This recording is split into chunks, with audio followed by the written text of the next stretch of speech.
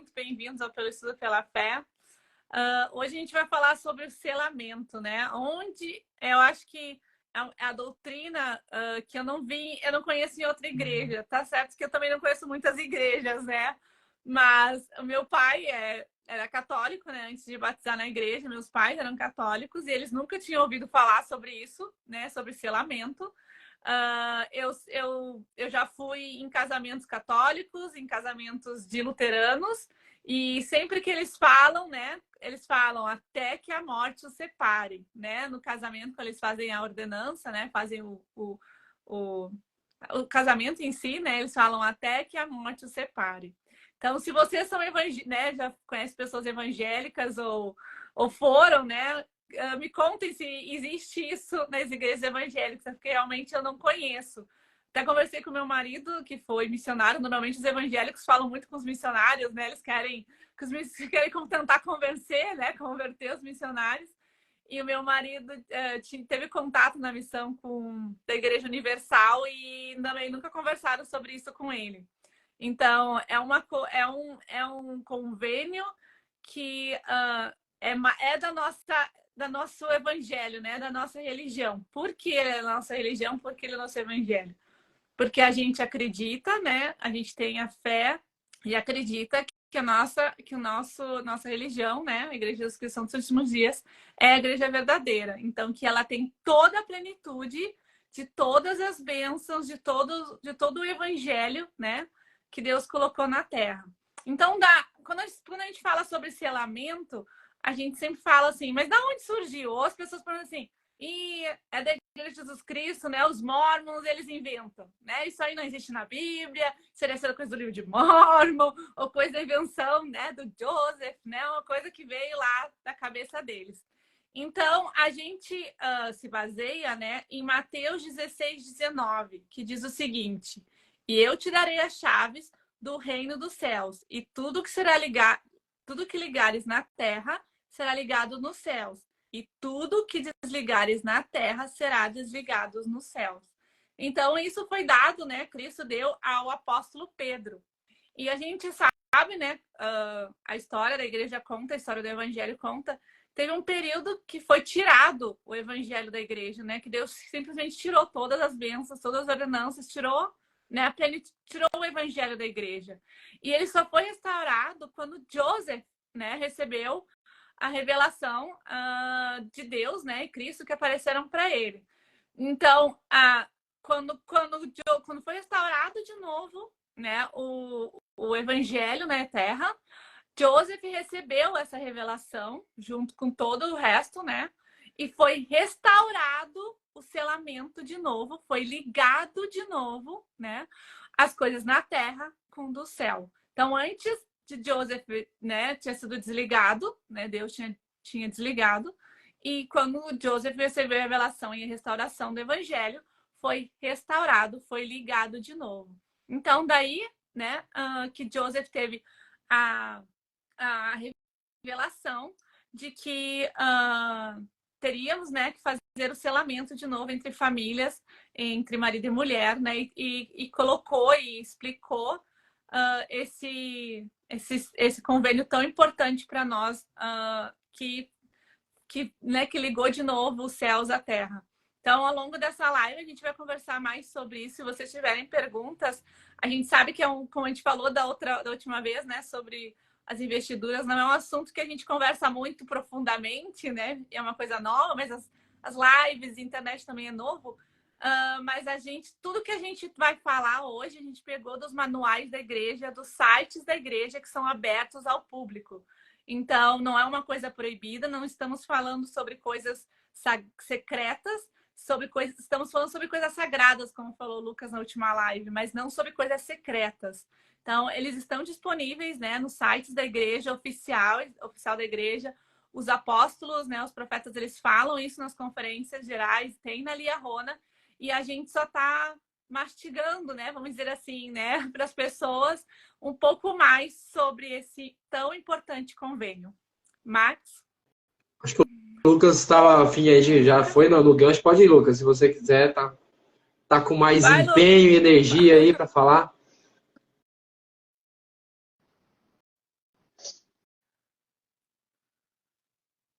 O Lucas está travado. Ó, voltou. Voltei, vocês estão me ouvindo bem? Sim. Uhum. Ah, só trocar aqui um detalhe do Wi-Fi para ver se merolhe um pouquinho. Acho que esse é vamos dizer assim, um convênio onde conhecemos o maior que os homens podem fazer aqui na Terra, homens no sentido os filhos de Deus, a humanidade, homens e mulheres. Então é um convênio extremamente sagrado, como a Sara falou pouco, e extremamente importante para a definição do nosso futuro além desta vida mortal, certo? Bom, selamento, como a gente vai falar bastante hoje, ele tem a ver com casamento. Na verdade, nada mais é do que o casamento feito sob o poder do sacerdócio para que ele dure para além dessa vida, para a eternidade, certo? Só que antes de falar sobre o selamento em si, as regras desse convênio, como se dá essa ordenança, quais são as bênçãos prometidas pelo cumprimento desse convênio, eu queria fazer assim vamos dizer assim, um preâmbulo e falar sobre casamento, tá certo? Até porque sem o casamento não tem selamento, eles são ali praticamente a mesma coisa, só que com o adendo da cerimônia ser feita pela autoridade do sacerdócio, para que ele dure para sempre, tá bom? O que eu quero falar a respeito do casamento?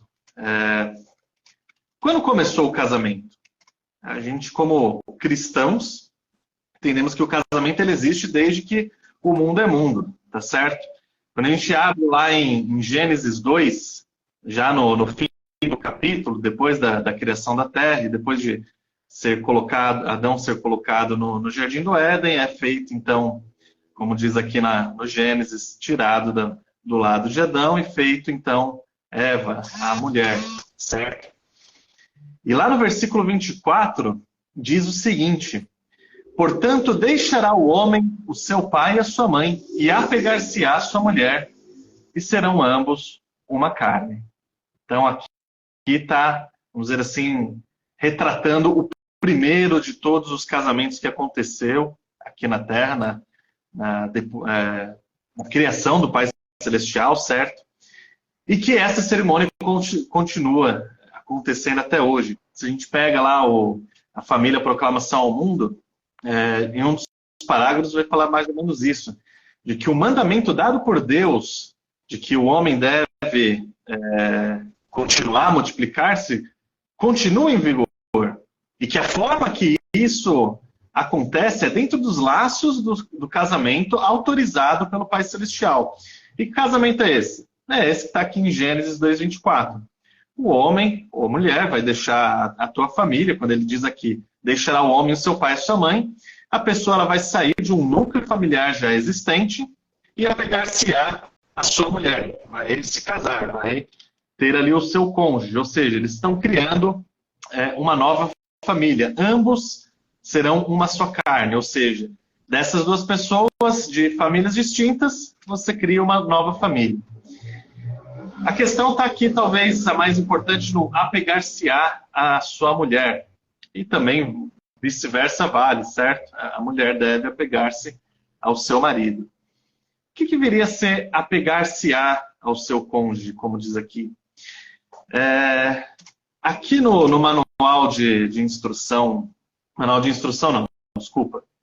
No antigo manual de doutrina e convênios do Instituto, o elder George Kennel, ele fala um pouco sobre no que consiste o casamento celestial, o casamento eterno, e tem aqui algumas coisas sobre qualquer casamento, sobre a base de qualquer casamento, tá bom? Ele ensina o seguinte, o elder Kennel: cremos quando um homem e uma mulher são unidos em matrimônio e amam um ao outro. Seus corações e sentimentos são uníssimos, que esse amor durará eternamente e que quando sobrevier a morte, ela não esfriará nem restringirá essa afeição, mas sim a tornará radiosa e ardente como a mais pura chama, e ela perdurará para toda a eternidade. Cremos também que se tivermos progenie, ela viverá conosco em estreita associação, sendo essa uma das primordiais alegrias do céu para onde nos dirigimos. Então, olha que citação bonita, né? O Elder Kenyon até meio poético aqui. Ele fala, então, quando homem e mulher se unem em matrimônio, eles se amam de verdade, os corações deles são uníssimos, como ele diz aqui, e esse amor durará eternamente.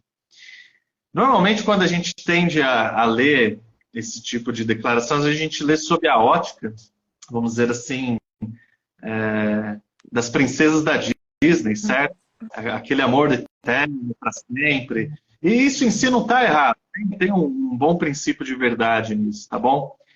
A questão é só redescobrir o que significa esse amor uníssimo, tão forte, que dura além dessa vida.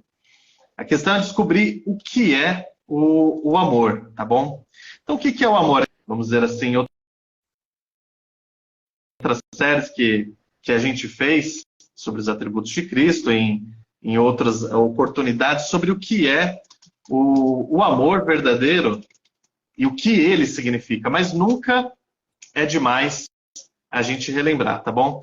Gosto muito de uma frase que vai definir muito bem o que é esse amor uníssimo e o tipo de, vamos dizer assim, sacrifício que a gente precisa fazer para atingi-lo. A frase diz o seguinte: o amor não é um sentimento apenas, é um modo de ser. Então, ou seja, amor não é só sentir aquela afeição que você tem ali pela tua namorada, pelo teu marido, e assim, não é só aquelas borboletas no estômago, certo? Ele é um modo de ser, é um modo de agir. Continuando. O amor é um juramento interior de defender o ser amado até a morte, mesmo quando ele peca gravemente contra você. O amor é mesmo, como dizia Jesus, morrer pelo ser amado. Quando a gente espera que o amor torne nossa vida mais agradável, em vez de sacrificar a vida por ele, a gente fica sem o amor e sem a vida. Olha que interessante. Às vezes a gente pensa, não, eu quero aquele amor que seja tudo de bom para mim só, certo? E quando a gente pensa que amar alguém sem você se sacrificar, você fica tanto sem o amor quanto sem sua própria vida. E aí, para finalizar, o amor é o mais temível dos desafios. Porém, quando você o conhece, não quer outra coisa nunca mais. Créditos, então, aqui ao professor Olavo de Carvalho, que cunhou esse pequeno texto, essa pequena citação aqui. Então, o que a gente aprende desse amor uníssimo que o Elder Kenyon citou, que talvez esteja aqui um pouco melhor retratado, um pouco melhor ilustrado, melhor dizendo, sobre a definição do amor.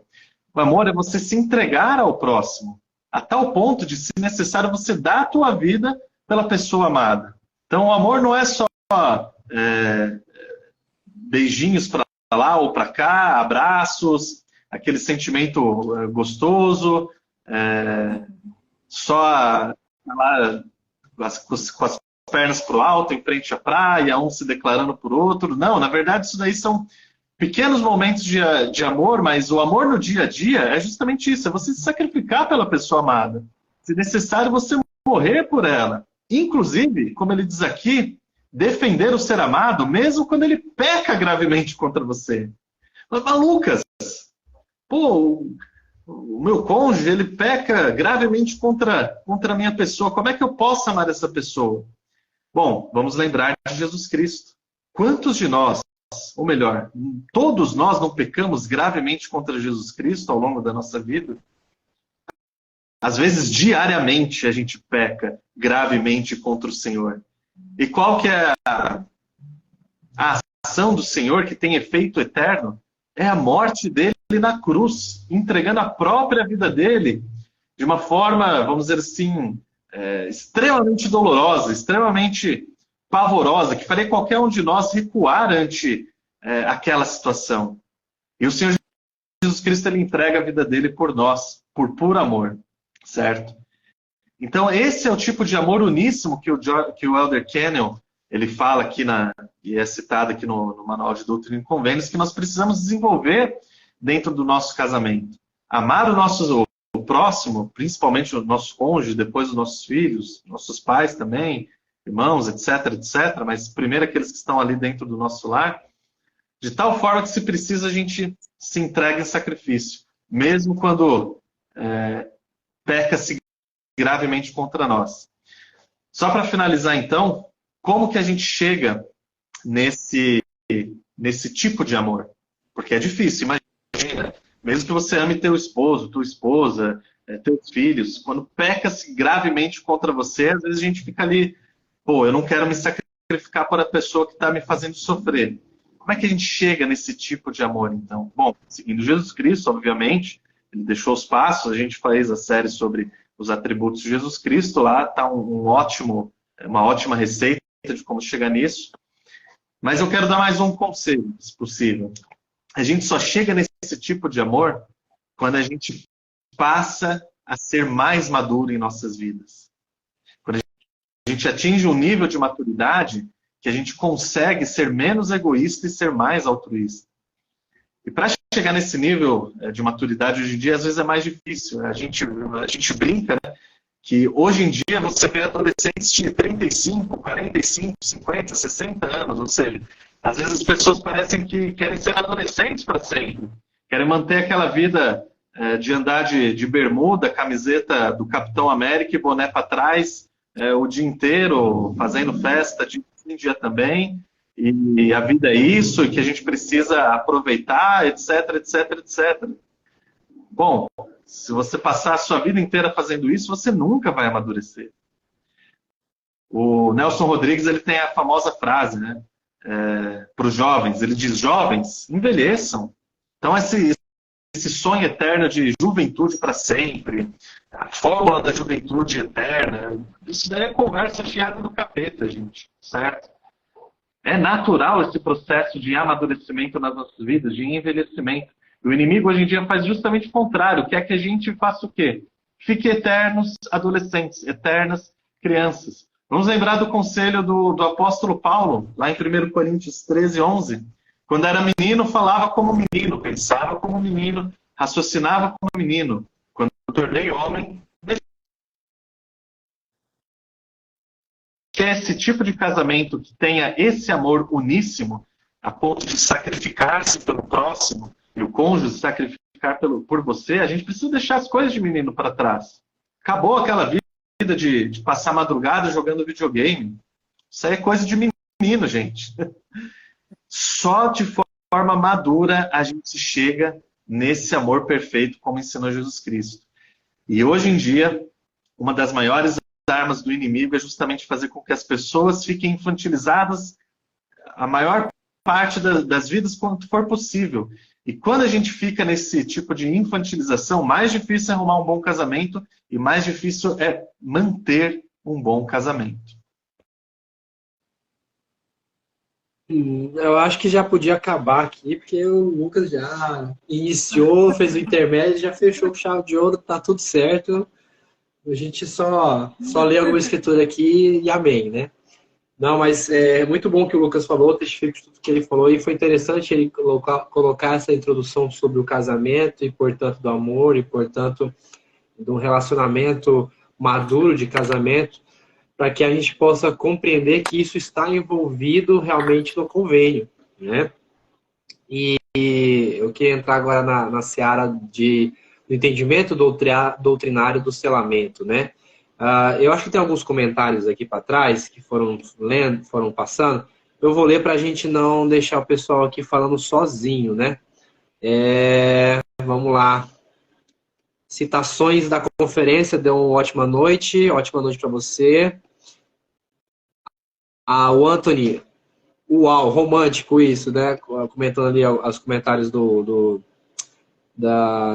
Lucas. O Anthony pediu para enviar a citação do Canon, né?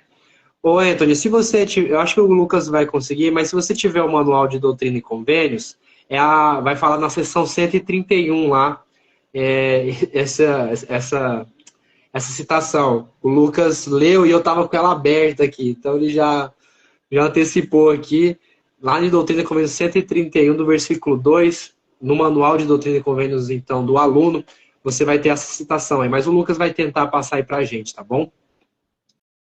O Heverson deu uma boa noite aqui. O Anthony falou sobre adorar as borboletas no estômago. Que mais aqui? A Cláudia Bauer. Quanto mais perto de Deus estamos, mais possível é perdoarmos coisas muito dolorosas. Interessantíssimo. O desafio para mim não é perdoar, mas ter essa proximidade que me leva automaticamente ao perdão. Depois ela continua aqui, ali. O desafio está com todos à minha volta, mas nunca fui casada para saber sobre essa tal perdão que vocês falam. O que mais? Acabou, eu acho. Então é bem interessante isso, né? Só tocando um ponto aí que foi dito pelo perdão, né? Realmente, quanto mais próximo de Deus, mais a gente consegue perdoar. Mas é lógico, não estou falando que não precisa estar perto de Deus. Mas essa questão do perdão, eu acho que tem a questão da humildade e aquela questão de sentimento de nulidade perante a Deus, que é um pouco do que Nef sentiu, Moisés sentiu, a gente lê lá em Pérola de Valor, que ele fala que ele descobriu que nada era, né, coisa que ele nunca tinha pensado antes, né? Ao mesmo tempo, a gente é tudo para Deus, porque temos grandes promessas, grandes glórias para receber, e ao mesmo tempo a gente é nada por nós mesmos, a gente é tudo com Ele, né? Então, se Ele nos deu tudo, inclusive o perdão completo, né? A gente meio que consciente de que, poxa, eu preciso perdoar. É a tal parábola lá do devedor, né? Existia um devedor que devia uma certa quantia, vamos colocar aqui R$10, e aí ele foi cobrado, e aí alguém vai lá e paga a quantia dele, né? E depois, ao ser pago por ele, né, aquela quantia, ele vai lá e vai cobrar uma outra pessoa que estava devendo a ele. Uma quantia menor, R$5, por exemplo, R$1. E aí ele não perdoa a dívida que era bem menor que daquela que ele foi pago por ele, né? Essa parábola é falando de Jesus Cristo, que pagou pelos nossos pecados.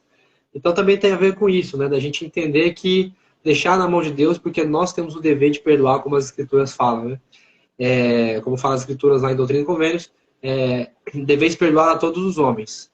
Então é mais ou menos isso. Mas sim, quanto mais a gente está próximo de Deus, mais a gente consegue perdoar.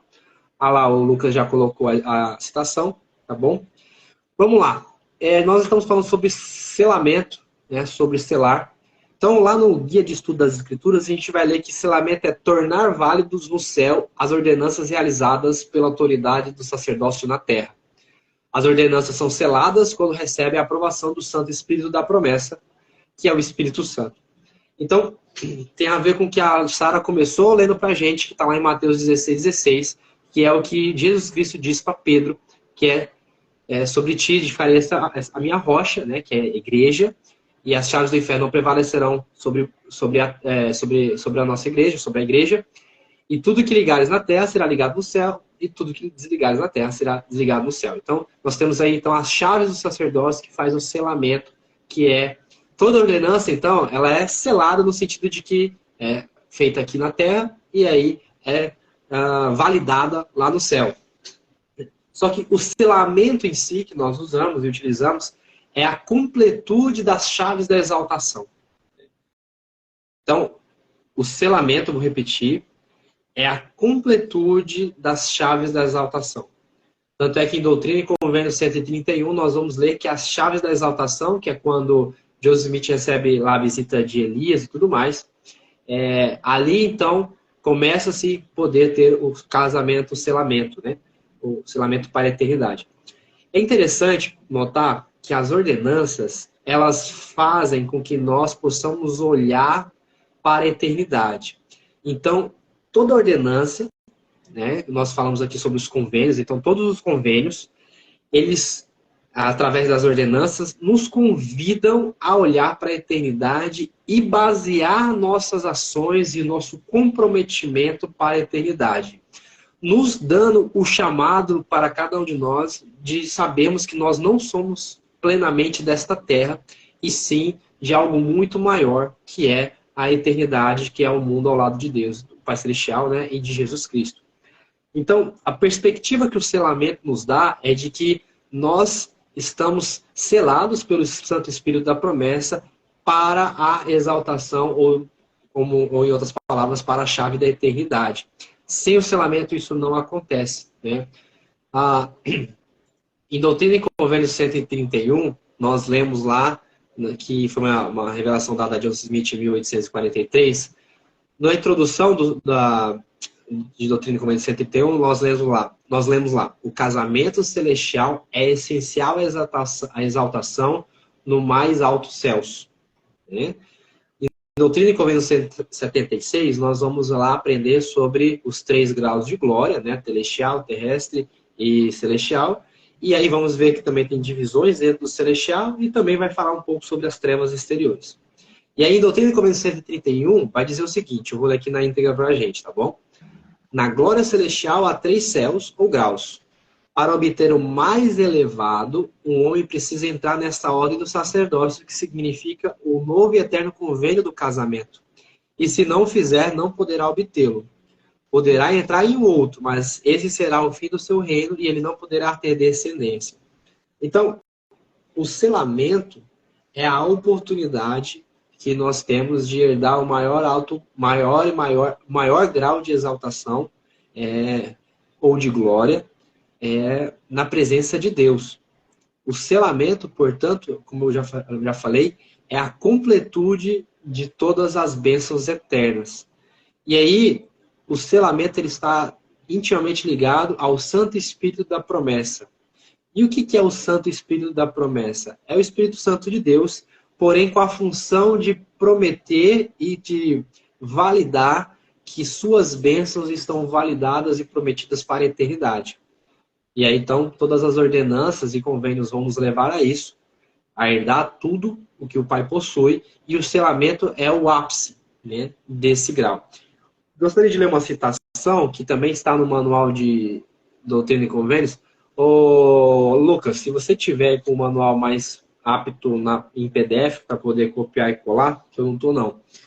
Eu vou ler aqui uma citação de Doutrina e Convênios 76 e 53. Então, se você puder disponibilizar para o pessoal, vai estar lá no Doutrina e Convênios 76, na parte do aluno lá, né?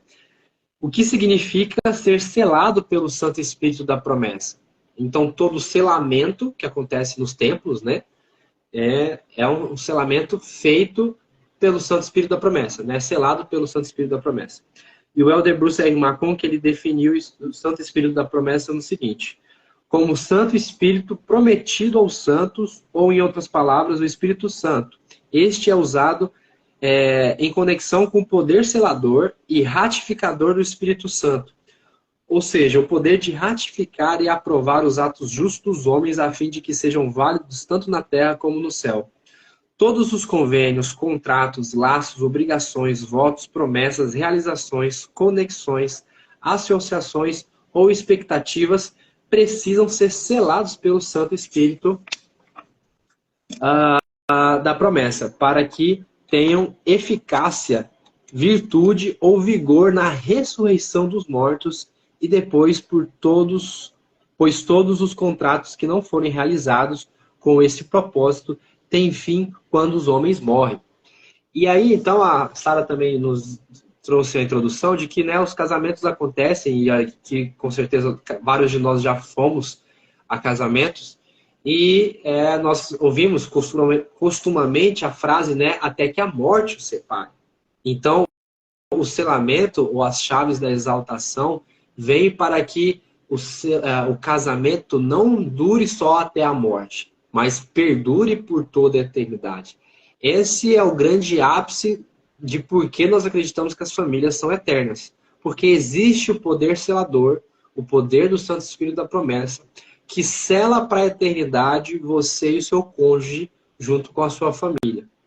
Então, é muito interessante perceber o quão importante é o casamento, aquilo da introdução que o Lucas trouxe sobre o relacionamento e tudo mais, e como isso é abençoado e transmitido para a eternidade, prometido para a eternidade, protegido para a eternidade, através do selamento. Sem isso, né, sem esse selamento, não há exaltação, ou seja, não há a maior grau de glória, não há descendência eterna e também não há eternidade para nós, né? Porque a eternidade é algo que perdura pela eternidade. Então as famílias serão ligadas e perdurarão pela eternidade, porque nós não teremos fim, né? Nós seremos contínuos, como Deus é. Aqui, antes de passar a bola para a Sara, vou ler alguns comentários que foram deixados para trás. E aí eu passo aqui ainda a citação do Lucas. Aqui, Ailton. A infantilização, o comportamento ou atitude de uma pessoa que age de forma imatura, como uma criança, mesmo sendo adulta. Esse comportamento pode ser prejudicial em vários aspectos da vida, incluindo... Aí eu acho que ele continuou aqui, né? Incluindo quando um dos parceiros no casamento adota uma postura infantil. Isso poderá gerar diversos problemas na relação. Com certeza, acho que ele vai continuar aqui. O Lucas também está disponibilizando aí a citação. Obrigado, Lucas. Falta de responsabilidade, comunicação ineficaz, desequilíbrio nas tarefas domésticas, né? Hoje a gente está tendo muita dificuldade nos relacionamentos por vários fatores, mas muitos dos fatores eles são externos, né? O ponto é que o quanto que da coisa externa a gente deixa influenciar a coisa interna, ou seja, o quanto que a cultura, a propaganda política, filosófica, cultural de fora, ela vem para dentro do nosso lar, ou da nossa cabeça, ou do nosso coração, e o quanto que isso atrapalha, então, a nossa percepção sobre as coisas, né? Realmente isso atrapalha todo o relacionamento, e a imaturidade, ou a irresponsabilidade, ou a síndrome de Peter Pan, como é dado na psicologia sobre essa questão, tem atrapalhado muito. E hoje o mundo corrobora para a síndrome de Peter Pan, que nós temos eternos adolescentes, né? Pessoas que não querem... Porque, veja, a fase adulta, ela requer responsabilidades, ela requer certas renúncias, ela requer certos sacrifícios. E hoje o mundo corrobora para que você evite sacrifícios, para que você não precisa renunciar de nenhum prazer, né? Você precisa de todos os prazeres. Então, por isso que nós vamos cada vez mais, culturalmente, sendo levados à síndrome de Peter Pan, né? Que hoje é normal. As pessoas estão com 30, 40 anos, vivendo vida de pessoas de 15, 16, 17 anos, né? Tem mais algum comentário? Vamos lá. Aqui o Lucas está colocando a citação e eu acho que acabou. Sara, então, passo a bola.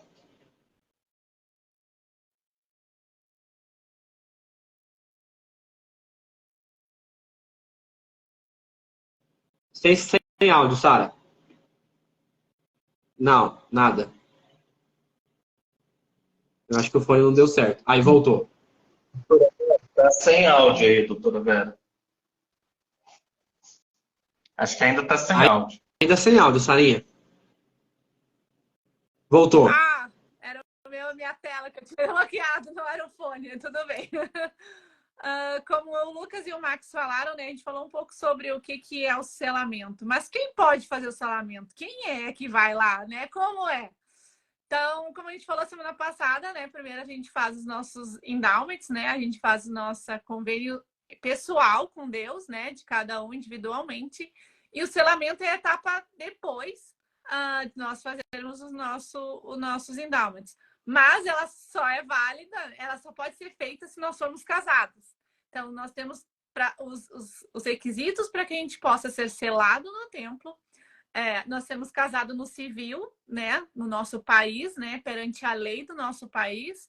Então, existe às vezes as pessoas falam, por que os americanos casam direto no templo e os brasileiros não podem, né? Primeiro tem que casar no civil. Então, a lei brasileira é diferente da lei americana, né? A lei brasileira, ela exige, o Max é o advogado aqui, né? Exige que o casamento tem que ser em um lugar público, onde tem acesso a qualquer pessoa, possa entrar, participar, olhar, né? E saber que aquilo aconteceu. Então, como o templo no Brasil, né? Não são todo mundo que pode, né? Todas as pessoas que podem entrar, a gente tem que ter uma recomendação, é restrito, né? A membros da Igreja de Jesus Cristo e que tenham uma recomendação para entrar. Então, por isso não pode ser feito o casamento diretamente no templo. Já na lei dos Estados Unidos, não existe isso, né? O casamento pode ser feito em qualquer lugar, tem que ter uns requisitos, né? Tipo, ter testemunha, né? Ter uma fé, no caso, religiosa, né? Que seria o presidente do templo que assina, né? Ou o selador, que tem uma fé religiosa. Então, por isso a diferença entre os americanos, normalmente já casam diretamente, né? Não existe o civil, eles casam diretamente no templo, e os brasileiros e outros países, eu não sei como é a lei de todos os outros países, como é que funciona, mas a diferença entre os Estados Unidos e o Brasil é essa. É a fé pública que tem que ter, né, no Brasil, e que nos Estados Unidos não tem. Então, primeiro tem que casar no civil. Então, o requisito é, você tem que casar no civil com seu esposo, né, com sua esposa. Você tem que ser membro da Igreja de Jesus Cristo dos Santos Últimos Dias. Tem que ter uma recomendação para entrar no templo. E se você já tem filhos, né? Se você entrou depois que já teve filhos na igreja, você pode levá-los e eles vão ser selados juntos. Quem os pais se selaram antes de ser nascido, não precisa. Eles já nascem no convênio. Então, no caso, eu já nasci no convênio. Os meus pais eram casados, mas não existia templo no Brasil ainda. Então, quando em 78 foi inaugurado, né, o templo em São Paulo, meus pais viajaram até São Paulo e se selaram no templo. Então, eu já nasci selada, né, no templo. Meus pais já eram casados, acho que há 2 anos ou 1 ano, no civil, né? E até aí o tempo foi feito. Outras pessoas naquela época já tinham filhos, né? Então, eles não foram só eles casar, né? Eles foram lá, eles casaram no templo e eles também levaram seus filhos para se selar. E hoje em dia a gente tem muitos, né? Muitos casais que entram na igreja depois de já terem filhos. E a gente vê aquelas fotos que eu acho lindas, né? Todo mundo, todos de branco, principalmente criancinha, né? Tirando foto da frente do templo no dia do selamento. Então, os filhos acabam participando do casamento dentro do templo, né? Do selamento, junto com seus pais. Então, deve ser uma experiência muito boa. Pode ser adultos também, né? Podem se selarem, não precisa ser só criancinhas, né? Todos que tenham filhos depois e os pais entraram depois, todos os filhos podem ser selados no templo junto com seus pais. Então, esse é o requisito para a gente, né, para a gente entrar e fazer esse selamento. Então, todo esse selamento ele se torna a nossa união, né, a união da nossa família eternamente. Então, nós somos selados, somos unidos eternamente. Eu sempre brinco, né? A gente nunca vai se perder. A gente sempre vai ter uma bússola, né? Que vamos nos encontrar mesmo depois da gente estar já no mundo espiritual. Então, na proclamação ao mundo, ela fala assim: o plano divino de felicidade permite que os relacionamentos familiares sejam perdoados além da morte. Perpetuados, não é perdoados, perpetuados além da morte. As ordenanças e os convênios sagrados dos tempos santos permitem que as pessoas retornem à presença de Deus e que as famílias sejam unidas para sempre. Isso está na proclamação da família, né, que foi feita em 2000, que tá, de 2010. Então, 2010. Achei que era mais velho. Mas a gente... essa é a diferencial do nosso evangelho dos outros. Alguém me respondeu, desculpa, eu perdi porque já passou bastante, dizendo que já tinha visitado algumas igrejas evangélicas e que nunca tinha ouvido falar também sobre isso, sobre o nosso selamento e sobre a nossa união. Então, como eu não conheço todas as religiões, né, não sou uma estudiosa de todas as religiões, das suas doutrinas, eu não sei dizer se existe outra. Mas eu sei que a nossa existe porque a nossa tem a plenitude do evangelho, né? Quando Joseph recebeu essa revelação, ela nunca foi tirada. Então, dentro do templo, né, existe uma sala especial que se chama a Sala do Selamento. Ela tem um altar e essa sala tem várias cadeiras. Então, normalmente, os convidados não precisam estar com roupas brancas, né? Só tem que estar com um sapatinho para não sujar, porque lá é tudo muito limpo e os nossos sapatos são sujos. Então, a gente pode estar com a nossa roupa se nós somos convidados, né, para esse selamento, para esse casamento, né? Nós entramos nessa sala e lá existe um selador, né? Esse selador, ele tem as chaves, né, as chaves foram dadas ao profeta. Então, foi dado primeiramente a Joseph e, posteriormente, foi dado a Brigham e aí, né, até chegar no presidente Nelson, que hoje tem essas chaves do selamento. Só ele tem as chaves do selamento, mas ele pode designar pessoas para fazer a ordenança. Então, essas designações são feitas por um selador. Então, a gente já deve ter visto, deve ter na nossa aula algum selador, a gente deve ter visto alguém, né? A gente deve conhecer o nosso selador, ou tem um irmão. Quando a gente vai no templo, a gente, né, sabe quem eles são. Eles são normalmente velhinhos, né? Muito queridos. Sempre tem palavras maravilhosas para nos falar, né? Além da experiência deles, de que normalmente são casados 40, 50, 60 anos com as suas esposas. Então, eles são velhinhos, né, que usam branco e muito, muito receptivos. E eles que fazem o selamento. Então, hoje ele antigamente, né, era designado pelo profeta. Hoje, eles são designados pelos presidentes do templo. Então, os presidentes do templo chamam esses seladores. Então, não existem muitos, né? São poucos que têm esse poder de selar. E ele não é um poder que fica eternamente, né? Ele fica só até a designação dele. Então, se ele, por algum problema de saúde, por algum problema de mudança de estado, ou, né, alguma dificuldade, eles são desobrigados de seladores, né? E são chamados outras pessoas. Então, não é um cargo, não é um chamado vitalício, né? Vamos dizer assim. É um chamado que tem naquele momento. Então, existe um altar nessa sala, né, onde os casais se ajoelham e são proferidas palavras e são proferidas ordenanças, né? Essas realmente são sagradas, não secretas, mas são sagradas e são guardadas só para dentro do templo e só para quem está lá, né, participando desse convênio com Deus, né? Então, se nós somos convidados, nós somos espectadores, né? Nós estamos ali sendo testemunhas daquele casamento, daquela ordenança, e o casal e a família, né, ela está unida junto para fazer esse convênio com Deus. Então, não dura muito tempo, não depende do selador, né, mas eles falam algumas palavras bem bonitas e falam sobre a ordenança, e depois disso, né, fomos ligados no céu como na terra. Então, nós casamos no civil, né, seria a ligação que nós temos na Terra, né, com o nosso país, com nossas leis aqui da Terra. E a partir desse momento, a gente é ligado, né, com os céus. Fazemos esse casamento para a eternidade, esse casamento no céu, e nos selamos e nos juntamos em família pela eternidade. Então, esse é basicamente, né, os requisitos e como se faz essa ordenança. Lucas? Estou ouvindo. Eu quero esperar aqui alguns comentários, mas o meu computador aqui deu algum pau. Mas deixa eu ver aqui, ó. Eu acho que não foi lido a partir da Anne. A Cláudia Bauer tem comentado, né, uma cultura de constante direito, mas nenhum dever. É bem isso. Hoje em dia, a cultura das pessoas é essa. Querem todos os direitos, mas dever que é bom. Aí é o Estado que tem dever comigo, né? É surreal isso. Muito bem lembrado, Cláudia. Vamos ver aqui se consigo descer.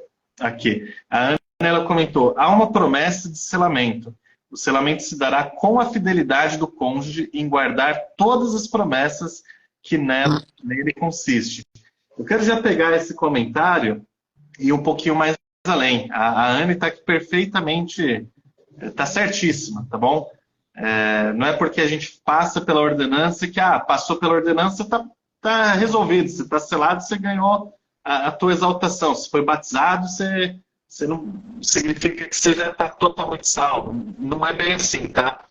E isso, inclusive, tem pessoas dentro da igreja que entendem errado justamente esse ponto por conta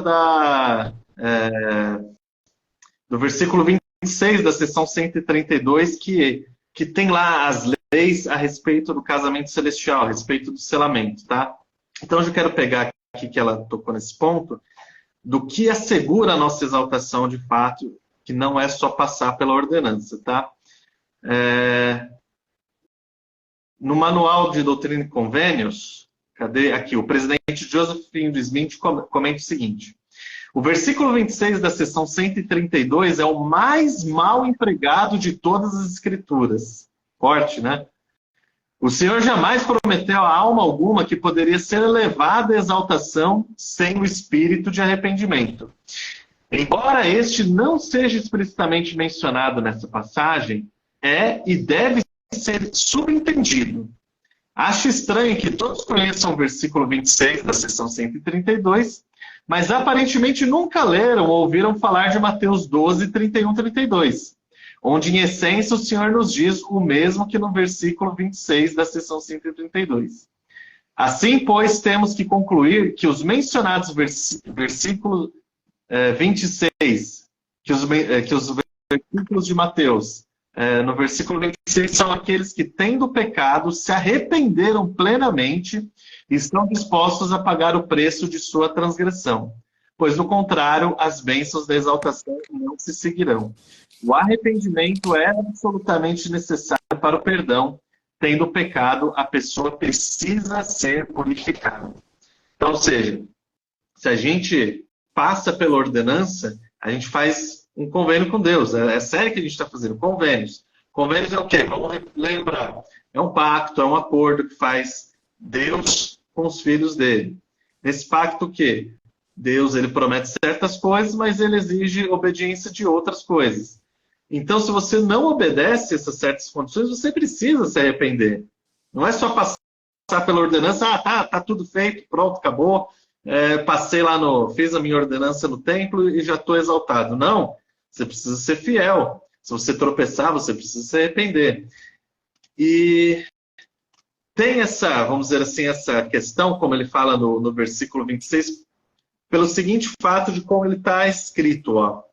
O versículo 26 de 132 diz o seguinte: se o homem se casar com uma mulher de acordo com a minha palavra e eles forem selados pelo Santo Espírito da promessa. Acho que a gente ainda vai falar dessa parte que é tão importante, que é o selo do Santo Espírito. Tá? Segundo o meu preceito, e aí é que entra, ou seja, se eles se selarem, o Espírito Santo confirmar o selamento. Se acontecer o seguinte, ó: e ele ou o cônjuge cometer qualquer pecado ou transgressão contra o novo e eterno convênio e toda sorte de blasfêmias. Se eles não cometerem assassinato, derramamento, que é o derramamento de sangue inocente, ainda surgirão na primeira ressurreição e entrarão para a sua exaltação. Então, algumas pessoas leem esse trecho, pensam, então eu posso fazer o meu convênio e depois pecar à vontade. Ó, aqui está falando que é só eu não matar, só eu não assassinar, que aí eu vou receber as bênçãos, as promessas. Não! Gente, não! Aqui ele está no meio da revelação, tem todo o contexto. Quantas vezes a gente não fala sobre arrependimento na igreja, de expiação, etc, etc. Isso aqui não anula o nosso dever. Até porque ele continua o seguinte no 26. Então, se a pessoa comete todos os pecados, se não for o assassinato, ainda surgirão na primeira ressurreição e entrarão para a sua exaltação. Mas serão destruídos na carne e entregues às bofetadas de Satanás até o dia da redenção, diz o Senhor Deus. E aí alguém também pode pegar e interpretar o seguinte: então tudo bem, depois eu me submeto às bofetadas do inimigo e pronto, eu estou liberado para pecar do mesmo jeito. Não, gente. Ser entregue às bofetadas do inimigo, que é dar o poder da nossa vida ao inimigo, significa que a gente vai ter que pagar amargamente pelos nossos erros. Significa que a gente está abrindo a mão do sacrifício expiatório de Jesus Cristo, pelo qual que ele já pagou pelos nossos pecados, para a gente ter que sofrer um sofrimento, vamos dizer aqui, semelhante, pelo menos, ao dele. Sofrimento, como está lá em Doutrina e Convênios, sofrimento que fez com que ele, Deus, o mais grandioso de todos, desejasse não tomar da amarga taça. Vale a pena? Vale a pena a gente entregar a nossa vida a Satanás por causa dos prazeres, por causa dos pecados, por causa da vida boêmia, só para depois a gente ter que pagar isso, sendo que Jesus Cristo já pagou. Então, voltando aqui ao comentário da Anne, não, gente, não é só fazer a ordenança, o convênio, que está tudo certo. A gente precisa se manter fiel. Do contrário, o que vai ser requerido de nós não é o preço só do arrependimento, vai ser o preço do pecado. São duas coisas ali diferentes, tá bom? Desculpa, Lucas, só comentar, Lucas. Normalmente as pessoas casam, né? E aí eles se separam, mas não se separam no templo. E eles assim, tá tudo bem, quando eu morrer, eu vou estar com ele de novo, ou com ela de novo. Né? Eu posso viver a minha vida com outra, mas eu não me separei no tempo, eu só me separei na terra, né? Só me separei aqui. Mas aí vem a escritura, né? Que desligar na terra será desligado no céu. E vice-versa, né? Então, isso é uma coisa que eu já ouvi muitas pessoas falando na igreja. Ah, tá tudo bem, eu ainda amo ele, eu ainda amo ela, e depois lá no céu a gente vai estar junto de novo, né? Não acontece isso. Então, esse é o tipo de pensamento daquilo que a gente falou mais cedo, da falta de maturidade. A pessoa acha que vai lá, me separei dele para, sei lá, viver a vida de outro jeito, e aí lá na frente, aí eu já vou estar velha, aí a vida já vai ter passado, e aí a gente já vai ter ressuscitado, e aí então eu vou ter as minhas... Claro que não, né, gente? Por favor, não faz sentido. É pensamento egoísta, infantilóide. Não funciona assim. Você precisa ser fiel àquilo que você prometeu no convênio. O Anthony Neto, ele comentou: maravilha esse estudo de hoje. Maturidade no amor, palavras-chave para desenvolver no casamento e relacionamentos. Obrigado pelo comentário, Anthony. A Anne, de novo, ela comenta: isso não acontece de um dia para o outro, muito bem lembrado. Essa promessa é selada com o tempo, principalmente porque os casamentos não estão, infelizmente, durante muito tempo para algumas pessoas. Muito bem lembrado. Às vezes a gente pensa, o Santo Espírito da promessa sela lá quando você faz a ordenança e pronto. Não é assim. Você precisa se qualificar até o Santo Espírito selar sobre o casal em si, tá bom? Até pegando esse ponto, fazer meu comentário e passar a bola para o Max, porque senão eu vou falar demais aqui. Ontem eu estava conversando com a minha esposa e aí falei para ela do que a gente ia tratar hoje na nossa transmissão aqui. E ela contou um caso interessante que faz a gente ponderar, até indo nessa linha do comentário da Anne de novo, tá? Ela comentou comigo que ela conheceu há uns anos atrás um casal jovem, 20 e poucos anos, que eles tinham se selado, casado, e foram lá fazer o selamento. E assim, passado pouquíssimo tempo, não sei se foi um mês ou pouco mais que isso, a esposa ela falece. Então, você pensa, poxa, fazia, sei lá, seja em um mês, um pouco mais, um pouco menos. Como é que esse casamento ele foi selado pelo Santo Espírito da promessa? Né? Só para a gente recapitular, o Santo Espírito da promessa é o quê? É o selamento que o Espírito Santo coloca sobre a ordenança feita, sobre o convênio feito, validando aquele casamento para o tempo e para a eternidade, tá certo? E aí, como a Anne falou, isso não acontece do dia para a noite. Isso requer anos de prática, de trabalho, de aperfeiçoamento pessoal e do casal. Então, como é que o Santo Espírito, em um mês, mais ou menos, ele confirmou esse casamento? Será que ele foi confirmado ou não, né? E aí eu ouvi essa história e eu fiquei pensando, como é que foi feito no caso desse casal, certo? Tiveram pouco tempo de casado. E aí, pensando nisso, a sensação que eu tenho, talvez, se vocês pensarem diferente, fique à vontade de comentar, é que essa ratificação do Espírito Santo, ela vai se dar ao longo da vida. Não só do cônjuge que viveu por mais tempo, mas mesmo da esposa que faleceu. a vida, nós morremos aqui, mas ela continua do outro lado do véu. Lá nós podemos escolher ser obedientes ou não ao plano de salvação ainda, certo? Podemos pecar de certas formas, como fazemos aqui no período probatório de teste, vamos dizer assim, mas, como diz lá em Alma, o mesmo espírito que deixou o corpo vai para o mundo espiritual e você pode ter ali, talvez, a falta de fidelidade ou não obedecer certos mandamentos que você vai receber do outro lado, enfim. E a impressão que eu tenho é justamente essa. Mesmo separados pela morte, por um período de tempo, se ambos do casal eles forem fiéis nos deveres deles, no chamado deles, no cumprimento do evangelho, o Santo Espírito ele vai ratificar aquele convênio que foi feito antes, tá bom? Então, isso aí casa com o comentário da Anne de que é algo a ser feito, não é do dia para a noite, tá bom? É algo que tem que ser trabalhado pelo casal ao longo da vida. Vou ler aqui um comentário que acho que fica mais claro aqui, tá bom? Esse eu não recebi na live, recebi por fora. Toda ordenança recebe um selo, mas a aprovação só é recebida e ratificada pelo Espírito Santo, é que vai selar depois de nos apresentarmos dignos e fiéis no tribunal de Deus. Então aqui acho que fica bem claro, né? Nós fazemos a ordenança, o convênio lá da sala de selamento, temos ali o selo, mas a aprovação dele, que é feita pelo Espírito Santo, é quando nós nos apresentarmos diante do tribunal de Deus, se as nossas obras foram boas ou foram más. Maxo, para passar a bola para você aqui, ó, você que é um membro missionário, vai poder nos ajudar, tá bom? O nosso grande Ailton, ele faz o seguinte comentário aqui. Uma pergunta.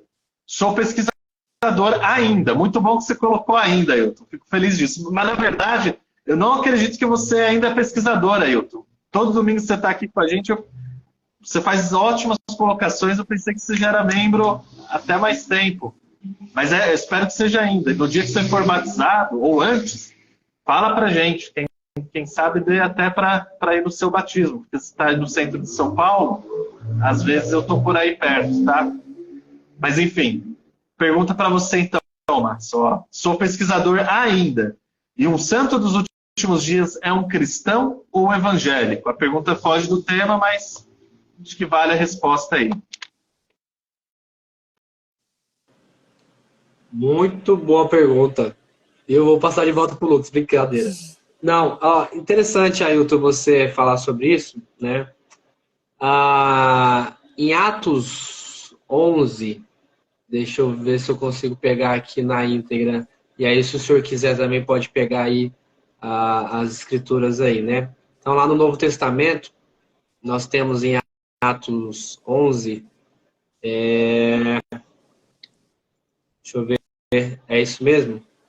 E purificou. Lá vai começar Pedro receber a revelação de que o evangelho vai ser partilhado não só para os judeus, né? Mas também para os gentios, certo? E deixa eu ver se é isso mesmo. E aí vai falar um pouco da história. E lá em Atos 11, no versículo 26, a gente vai ter uma escritura bem interessante, tá? Eu vou ler aqui na íntegra para a gente. Então, se você puder colocar aí, Lucas, Atos 11, 26, tá? Diz o seguinte: sucedeu que por todo um ano se congregaram naquela igreja e ensinaram muita gente. E em Antioquia foram os discípulos pela primeira vez chamados cristãos. Então, aqui em Atos 11, a gente está falando Barnabé e outros apóstolos estavam então pregando o evangelho e estava acontecendo um grande crescimento da igreja, dos discípulos de Cristo, né, no sentido geral. E aí eles começaram a serem chamados de cristãos. Isso aqui está no relato de Atos 11, né? Então, a maior definição que nós podemos ter como discípulos de Jesus Cristo e seguidores de Jesus Cristo é de cristão. Então, sim, nós, santos dos últimos dias, somos cristãos, né? É dito evangélico porque por causa dos evangelhos dos 4 livros da Bíblia, do Novo Testamento, né? Livro de Mateus, Lucas, Marcos e João, né? Então, esses 4 livros são chamados de evangelhos, né? Evangelhos dos apóstolos. E aí, por ter uma pregação voltada para essa questão dos evangelhos, olha lá, alguém colocou, foi o Lucas através da Grace, né? Através dessa pregação dos evangelhos, circula aí, né, a questão de evangélicos. Mas o que mais se caracteriza, e a gente encontra na própria Bíblia, como essa escritura que foi compartilhada aí, que nós somos cristãos, ok? Espero ter respondido aí a pergunta. Vamos lá, então só para a gente finalizar, ou a gente, ou eu, enfim, não sei, mas eu vou pontuar uma coisa que eu já tinha falado anteriormente, né? Então, veja,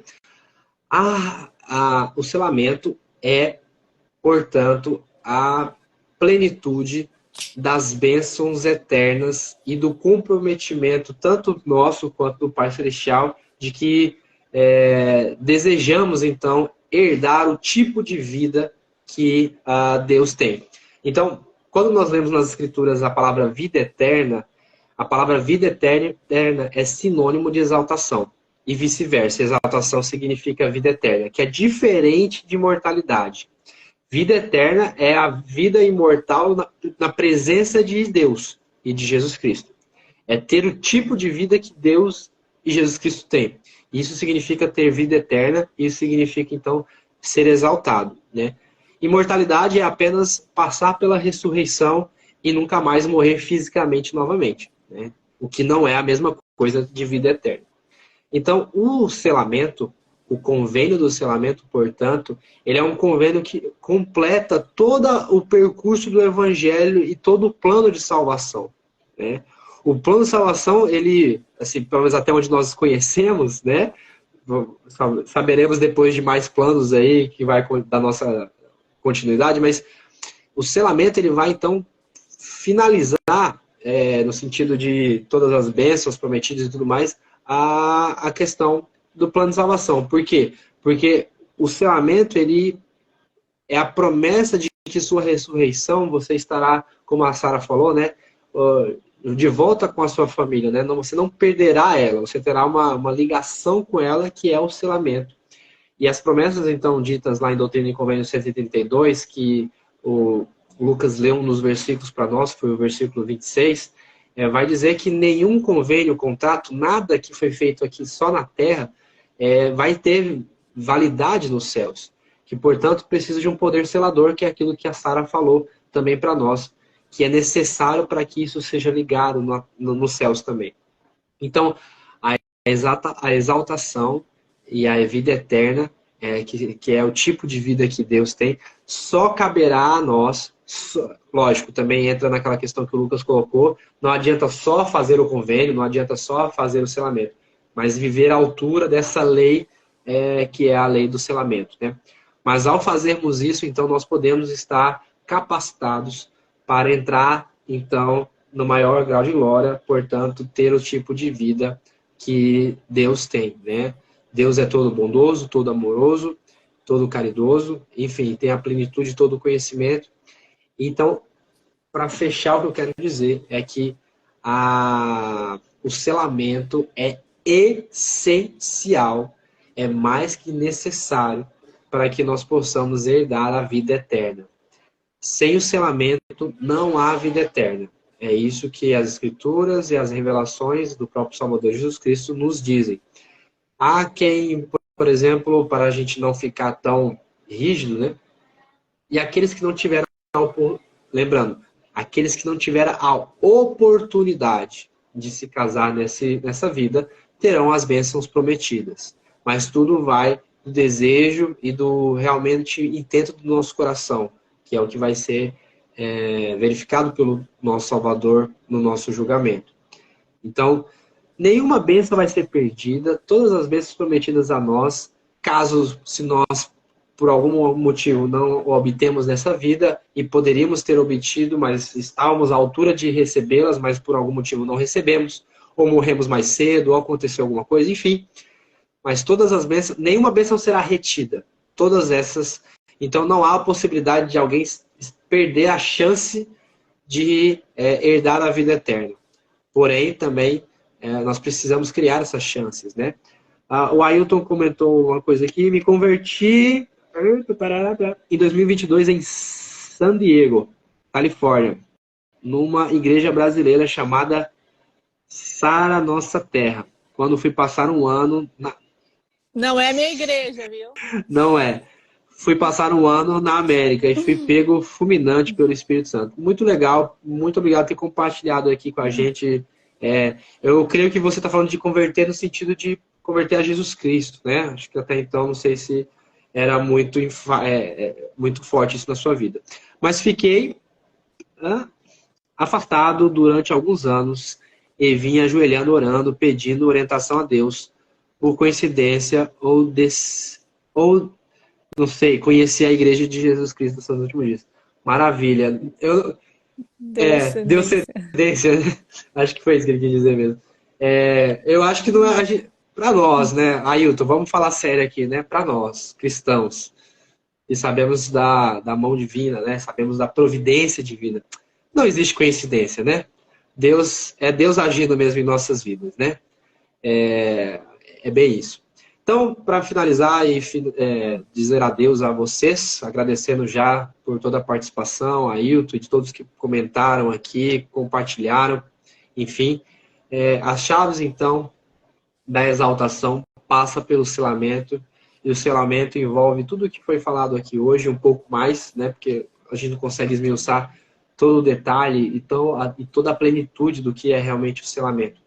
Mas que sem ele nós não poderemos herdar o maior de grau de glória, e que é interessante o convite que o próprio selamento nos faz de poder manter os olhos fitos na glória de Deus e manter os olhos fitos na eternidade e de toda a nossa posteridade eterna. Não é à toa que nós temos lá os dois espelhos e representam ali, ao olhar para eles, a eternidade, porque nunca tem fim dentro da sala do selamento, que foi a sala que a Sara descreveu para a gente agora há pouco. Então, uma coisa incrível é que o Evangelho é muito antagônico ao mundo. Por quê? Porque o mundo nos aprisiona e nos traz a percepção só das coisas terrenas. O Evangelho, a todo momento, através das ordenanças, através dos princípios, através dos convênios, está nos convidando, está nos chamando como vocação, né? Aquilo que alguém que nos chama, vocatio, né? De chamar. Deus está nos chamando para a nossa verdadeira essência, a nossa verdadeira identidade, que é a eternidade, que é sermos filhos e filhas de Deus, e que pertencemos a Ele, né, para um mundo vindouro além desta terra. Com isso, deixo minhas palavras. Uma boa noite e obrigado. Sara. Pode falar, Lucas. Desculpa. Acho que a gente já está... Acho que você talvez já ia fazer um encerramento, mas eu queria só recuperar duas coisinhas aqui para encerrar, tá bom? Em todas as nossas transmissões dessa série de selamentos, a gente tem trazido qual que é o convênio feito, né? Qual que é o que nós prometemos, certo? E o que Deus promete, né? Os dois lados do pacto. E lá no versículo 19 da seção 132, traz com um pouco mais de detalhes qual é o convênio formalmente que fazemos com Deus. Só para contextualizar, a gente tem aqui uma hora e pouco, é difícil explanar tudo. Então, talvez você, como lição de casa, estudar sessões 131 e 132, para entender um pouco mais sobre a questão do selamento, tá? Mas o versículo 19 diz o seguinte: se um homem se casar com uma mulher pela minha palavra, que é a minha lei, e pelo novo e eterno convênio. O que é esse novo e eterno convênio que ele está falando aqui? Não é só o convênio do selamento, é a plenitude do Evangelho de Jesus Cristo, tá bom? São todas as leis, todas as ordenanças, todos os mandamentos e estatutos que o Pai Celestial nos dá, tá? Então, se o homem e a mulher casar pela lei de Deus, pelo novo e eterno convênio, pelo Evangelho de Jesus Cristo, e for selado pelo Santo Espírito da promessa, por aquele que foi ungido, que é aquele que possui as chaves, como a Sara bem explicou um pouquinho antes, e for depois da... Surgireis na primeira ressurreição. Opa, aconteceu alguma coisa aqui na tela. Aí. Surgireis na primeira ressurreição, e se fordes da primeira ressurreição, herdareis tronos, reinos, principados e poderes e domínios e todas as alturas e profundidades. Então, só para resumir aqui, a promessa que Deus nos faz pela ordenança, pelo convênio de selamento é essa. Se nós formos fiéis ao Evangelho de Jesus Cristo e fizermos essa ordenança sagrada, que é o casamento eterno, homem e mulher se casarem perante a lei de Deus a ponto de valer para toda, não só para essa vida, mas para a eternidade, Deus ele promete o seguinte: nós sermos herdeiros de tronos, reinos, principados, poderes, domínios, todas as alturas e profundidades. Então, será escrito no livro da vida do Cordeiro, ou seja, nosso nome vai constar lá no livro da vida do Cordeiro. Não está aqui no versículo 19, mas também tem mais uma promessa para aqueles que forem fiéis ao convênio do selamento. Aqueles que, então, receberem essas promessas, né, reinos, tronos, principados, terem o nome escrito no livro da vida do Cordeiro, eles poderão ter progênie, certo? Diferente daqueles que talvez não fizeram o selamento ou não cumpriram com a lei do selamento, eles não terão progênie, mas aqueles que foram fiéis, sim. O que é isso? Eles poderão gerar, eles poderão criar filhos espirituais, assim como o nosso Pai Celestial fez conosco na criação espiritual. Para encerrar de vez, não vai dar tempo de falar tudo aqui, e alguém me pergunta, poxa, mas eu não me selei, não consegui me selar, ou algo do tipo. Resumindo a história, eu não me selei na vida. E agora? Perdi essas promessas? Não tenho mais como alcançá-las? A promessa que os profetas eles fazem, os profetas da nossa dispensação, é que não, certo? Se você for fiel nessa vida e você não teve a oportunidade de você fazer o selamento, o Senhor ele pode arrumar um meio disso acontecer. Talvez não no milênio, já que tem aquela escritura que fala que no milênio não se darão em casamentos, mas em algum momento o Pai Celestial pode arrumar isso. Eu estou tentando achar aqui a fala do presidente Snow, que ele vai ser um pouco mais direto nessa questão. Cadê? Deixa eu só ver se eu acho aqui. Então, enquanto o Lucas procura, eu só esqueci de falar, né? Quando eu estava falando sobre quem poderia ser selado, que Deus é tão generoso conosco, né? Que mesmo quando ele teve aquele período que foi tirado da terra, né? Com o Evangelho, ele deu um jeito, né? Vamos dizer assim, para que essas pessoas não ficassem de fora. Então, nós podemos, além de selarmos nós, né? Eu, a Sara, selar com meu marido, eu posso selar os meus antepassados.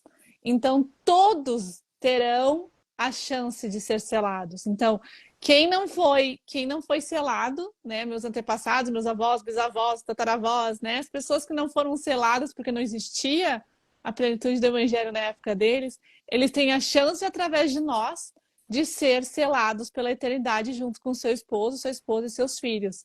Então, nós somos representantes, né? Nós temos uma procuração, vamos dizer assim, né? E a gente pode fazer por procuração, a gente pode selar nossos antepassados a seus filhos, né? E aos seus cônjuges. Então, esse é um dos trabalhos que é feito, né? Por isso, fica pensando como está aberto, né? Tanto tempo, todos os dias está aberto o templo. Porque ele não sela só vivos, né? Pessoas vivas, mas ele sela as pessoas, ele faz convênios, né? O templo faz convênios para os mortos, né? Para as pessoas que estão no mundo espiritual. Então, todos vão ter a chance. Por isso, quando o profeta fala, né? A gente precisa acelerar o nosso árvore genealógica, a gente precisa abrir mais templos, porque a gente tem muita gente para batizar ainda, a gente tem muita gente para selar, né? E o tempo está acabando e a gente precisa fazer. Esse é o nosso trabalho, né? Como ancestrais, como descendentes dessas pessoas, de trazerem elas para nós, né? De nos unirmos de novo, né? De sermos unidos juntos. Então, além, né, de selar, de nos selar, nós também fazemos o selamento de nossos antepassados. Muito bem, eu achei que era o presidente Kimball falando, tá? Então ele vai citar aqui casos de homens e mulheres que não se casaram, e aí ele diz o seguinte, por algum motivo ou outro. Ele fala o seguinte, prometo-lhes que no que tange à eternidade, nenhuma alma ficará privada das ricas e enaltecedoras e eternas bênçãos referentes a qualquer coisa que não dependa da própria pessoa. O Senhor não deixe de cumprir suas promessas, e todos os que forem justos receberão no final tudo o que tem direito, e que não hajam perdido por negligência ou culpa própria. Então, só quero salientar esse fim aqui. A gente também não pode... A gente viu aqui, se nós formos justos, se nós cumprirmos com a nossa parte, Deus ele não vai deixar de ser justo, de nos dar as bênçãos prometidas. Mas vejam, que não tenham perdido por negligência ou culpa própria. Então, fica aquela reflexão. Poxa, será que eu me esforço para cumprir esse convênio? Ou pelo menos tentar chegar lá nele? Porque, às vezes, a gente pode cair naquela tentação de ter aquele pensamento. Lá na frente, o Senhor ele vai arrumar a minha vida sozinho. Eu não preciso fazer nada aqui, é só guardar aqui os mandamentos, eu não preciso me esforçar em encontrar um cônjuge que, sei lá, depois que morrer o Senhor vai resolver isso. Será que aí você não vai estar sendo negligente? Será que você não vai estar deixando de se esforçar para ter uma bênção, contando que Deus ele vai fazer algo que você deveria fazer por você? Porque muitas vezes a gente pensa em Deus dessa forma, de que ele vai fazer na nossa vida aquilo que ele mandou a gente fazer para a nossa vida. Então, temos só que tomar cuidado com isso. Repetindo aqui, que não hajam perdido por negligência ou culpa própria. Se você se esforçou em se selar, em cumprir com esse mandamento, até um mandamento, esse convênio, certo? Deus, na justiça dele, vai cumprir com a parte dele e, de algum modo, isso vai ser, vamos dizer assim, concedido.